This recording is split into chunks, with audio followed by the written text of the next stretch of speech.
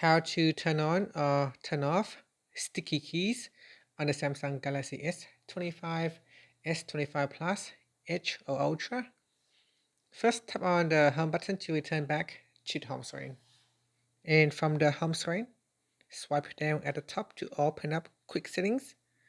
Now in here, tap on the settings icon. Then we scroll down and tap on accessibility.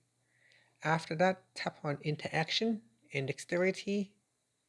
Now from here, we then scroll down and tap on sticky keys. Tap on the toggle button to switch it on or turn it off. Here say when you press a modifier key like Shift, Control or Alt, it will stay pressed so you can enter keyboard shortcuts one key at a time. And that's it. So tap on the toggle button to turn on or off as needed. Finally, tap on the home button to return back to the home screen.